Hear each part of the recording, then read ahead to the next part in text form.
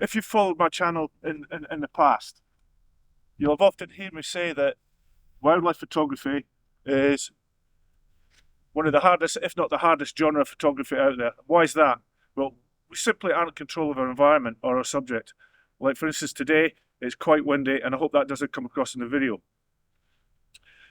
What trail cameras will do from a wildlife photographer's perspective is they'll tell you what it's about, where it's about, and when it's about. And they're a great aid to finding subjects so you can get closer to them to photograph them. In my previous two videos, part one, we looked at the introduction to trail cameras, and part two, we looked at camera settings for trail cameras. I'm not going to cover them in this video. This video is all about how to set up a trail camera. And what we'll do is we'll look at the equipment that you need to set your trail camera up. We'll look at selecting a location to set your camera up, how to position it, how to secure it, and we'll look at the security of the camera, camouflage and concealment, and I'll share my top 5 tips along the way. So let's go and set up the trail camera. Okay, tip number 5. Tip number 5 is all to do about your equipment and the checks that you should carry out before you actually go out into the field. Now, I carry all my equipment in this day sack. So all the equipment I need for setting up trail cameras come in this bag. So what do I carry? Well, obviously I need my trail cameras. And as I said, all the settings will have been set. I'll have checked the batteries, I'll have checked the SD cards being formatted before I leave the house. So, trail cameras. Spare batteries, just in case. Always carry some spare batteries with you just in case. I then carry a number of straps, and I'll talk about these later. So I have paracord, I have the strap that the camera normally comes with, and I also carry some bungee straps as well. And again, when we look at positioning the cameras, I'll talk about that in a little bit indeed. I also have a ground spike. If I'm going to place my camera at ground level, I have a ground spike that I can put the camera onto. I also carry things like a knife and some cutters if I need to cut back any vegetation. But make sure if you do have to cut back vegetation that you don't go damaging the environment. I have my mobile phone. Mobile phone can be very useful, as I'll demonstrate throughout the video. I also carry a little book on tracks and signs. And that's a subject that I'm beginning to learn a lot more about, and it's going to be a subject of a future video. Tracks and signs for wildlife photography. And finally, I carry a cleaning cloth. One of the last things I'll do is actually clean my camera off before I leave it in position. Tip number 5, equipment and checks. What I want to do is just give you an explanation of the type of ground that I'm talking about, trying to get close to wildlife. And this is a piece of land where I have a permission from the farmer and the landowner to photograph wildlife on. And I did a previous video on how to go about getting permission from landowners. So this ground is mainly open countryside, lots of mixed farmland, interspaced with long hedgerows, and there are a number of small deciduous woods which have open glides with pathways, lots of low tangled vegetation which can be a bit of a trip hazard, and the land is bordered by a small river. Okay, tip number 4. Tip number 4 is about choosing a location. Wildlife are driven by a need for food and water. So you stand more of a chance of getting closer to them if you understand your subject's habits, what they eat, where they're going to go to eat, and where they're going to go to drink. That's going to give you better chances of capturing them on camera. And I'd consider some of the following points when choosing a location. Firstly, number 1, your camera needs to be out of view, people. Sad fact is that cameras can be found and they can be stolen. And I'll talk a little bit about that later when I talk about security. So you need to try and find a place that's out of view of people, can't be seen from a road, can't be seen from a track. Human activity itself will scare off wildlife. So if you're going to place a camera in a location where there's lots of human activity, it's going to lessen your chances of actually capturing the wildlife. The next thing you need to try and identify is wildlife tracks and signs that can actually lead you to a good location. So you need to look for junctions like this one here. There's there's 3 tracks, so there's 3 directions that wildlife can come from, and there's a drinking water source, and that's why I chose this location. But I went up to Scotland in October last year to film the red deer. Fantastic, and that's one of my videos that I've done, and I'll leave a link to that at the end of this video. I was out walking in the early evening, and I noticed there was a depression in the ground. It's quite flat. It was obvious that it was an animal track, and when I had a closer look at it, it actually led me to a dry stone wall. And at the dry stone wall, I could see clearly where it was levelled down, and that's highlighted in yellow in this photograph. And I thought, I wonder what that is. And the only thing that I could think about was badgers. And I could see that leading from the wall, there was a track. Again, the ground was depressed, where obviously the low body of the badger had come across, and there was 2 tracks leading from it. So I positioned my camera over that location, left it overnight, came back the next day, and this is the film that I got.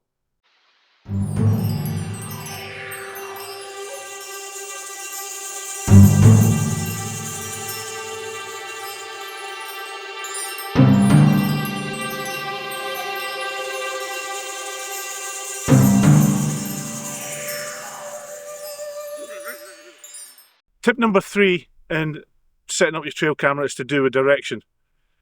The direction that you point your trail camera in is critical, and if you can position it so that the camera's facing north, that should lessen the chance of getting false triggers from direct sunlight.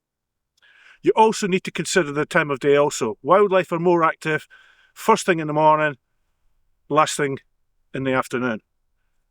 Again, positioning your camera so that it's not pointing directly into the sun is critical. So if, for instance, you want to try and capture wildlife first thing in the morning, certainly here in the UK, you don't really want to have your camera pointing east because that's where the sun's going to come up, and vice versa. If it's later in the afternoon, you don't really want your camera pointing to the west where the sun's going to set. So direction, you need to think about the sun, and in an ideal situation, you should have your camera pointing in a northerly direction. Tip number 3, direction of your camera. Okay, tip number two in setting up a trail camera is how we actually position the camera. What we've already looked at is a location, excuse me, and a direction. What we need to do now is then secure or position our camera into position. You can attach it by the camera strap that the camera comes with. A bungee strap is another method which I like to use, and then there's paracord, which is this one at the top. Now, as you can see, looking at it straight away, what sticks out. Now, I wouldn't normally position these cameras like this. This is just purely here for instructional purposes so that you can see the types of securings that you can use to put your trail camera in position. And I think you'll quite clearly see that the camera strap sticks out a mile. It really does stick out a mile. The bungee strap, I find, is very good and very quick, and you can adjust them to get a good tight position for your camera. But the favourite method for me is the paracord, and it's quite difficult to see that, and it secures it in position very firmly. So out of all these 3 methods, my number 1 method would be paracord, then a bungee. I very, very rarely would use the straps that the cameras come with. So you need to think about where you're going to position it, but more importantly, how you're going to secure it. For me, paracord is the number 1. Another method of positioning your trail camera is if you're going to position it at ground level, and that's to use a ground spike, which screws it to the base of your trail camera. Now, what you've got to make sure is that obviously it's screwed in firmly, and they often operate on a hinge as well, so you can position it at an angle. So make sure it's securely positioned onto the trail camera, and then it's just simply a case of picking your location and pushing the spike into the ground. And think about distractions in front of the camera, especially at ground level. It is windy today, so you need to be careful of. It's no good setting your camera up, getting into position, leaving it, going away, coming back, and all of a sudden you find you've got hundreds of photographs or videos, and all you've got are branches blowing in the wind or grass blowing in the wind, giving you false triggers. So think about distractions in front of where the camera is, and if if you need to trim them back, but please don't go destroying the environment. So why have I chosen this area to set the trail camera up in? Well, the trail camera, as you can see, is in this tree. So if I just zoom out, and I'll show you the area. And what we have is, we have a trail coming from here, a trail coming from here, a trail coming from here, and a trail leading out, and the camera is on the tree on the right. So I'm smack bang in the centre of a crossroads. And there's another reason why I've chosen this particular spot, which I'm going to show you now. This is one of the reasons I chose this area. I found this scat, which I believe is badger. Could possibly be fox. It looks quite big to be a fox, so I reckon it's a badger. Let's hopefully the trail camera's in the right position and it will be able to confirm my suspicions. Tracks and signs lead you to where you want to locate your trail camera. Tip number 2 is all about positioning your trail camera. Where and how. 2 points that I would take into consideration straight away is how high off the ground I'm going to position it and how far away from my target area am I going to position it, and I'll talk about that now. If security is not your concern, then I would suggest that your camera needs to be about 4 to 5 foot off the ground. I'm 6 foot tall, that camera is about 5 foot off the ground, and again it depends on the subject you're after. What I'm looking for here is, having found the scat, is that I think it's a badger, possibly a fox, but I certainly know that deer come through here as well. So if you're looking at a roe deer are about 4 foot tall. So you need to think about where you're going to place your camera or how high you're going to place it off the ground. Now, if security is a real concern, and you know that people could be in the area, then you're going to have to put your camera up higher, and you're going to need to use a ladder to do that, or some other climbing aid to get it up off the ground. And I would suggest about 10 foot. Thing is, when people are walking along, they're not looking up all the time. So if security is concerned, then you need to get it up off the ground. Once the camera's in its final position, the last 2 checks that I would do is, firstly, if there's a test capability, I would do a test run to check my camera to make sure that it's on the target area and it's operating correctly. So if you've got a test facility, test it. The last thing that I would do is I would get my mobile phone and I would record the location of the camera. And I use what's known as What 3 Words app on my mobile phone. It's a brilliant piece of technology and it's accurate up to within one metre. What 3 Words app. It's great for recording the location of your camera. Your camera could be out for a week, 2 weeks, could be out for a month, you don't know. You need to know exactly what it is when you come back to actually collect the camera. What 3 words? Okay, tip number 1. Tip number 1 is all about security of your camera and concealment. If somebody is determined to steal your camera, they're going to steal your camera. There are people out there who will intentionally go out look for trail cameras to steal them. Myself personally, I've had 2 stolen in the past, and that was a very expensive mistake for myself, and hopefully I've learnt from that.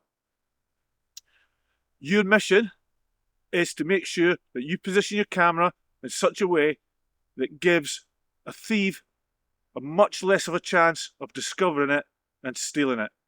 That's your mission. There are a few tips that you should think about when you're placing your camera. Place them above head height is one that I've said earlier. Security is a real concern. Try and get your camera above head height. People don't walk around looking up all the time. Be creative.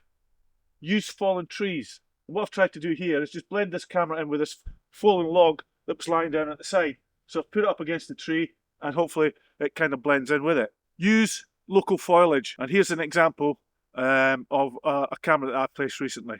A before and an after. You can use fake foliage, modelling kit to try and disguise your camera. You could even paint them. Keep your cameras away from areas of high human activity, as I said earlier in the video. The more people that are around, the more chances are that you're going to get your cameras discovered and they'll get stolen. And indeed, in high human activity areas, there's going to be less wildlife.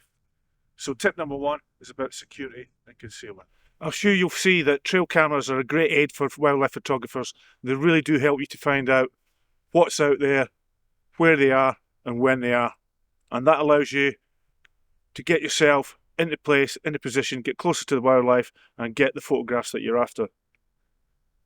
I hope that this 3-part series on trail cameras, an introduction, camera settings, and this video, my top 5 tips on how to actually set a trail camera, have been of use to you. All I would ask is that if you've liked it, could you hit the like button? Could I also ask you to subscribe to my channel, Kevin Hatley Photography? It's completely free, doesn't cost anything. And what it does, it helps me to build the channel and share my knowledge and experience with other people, which is what I love to do.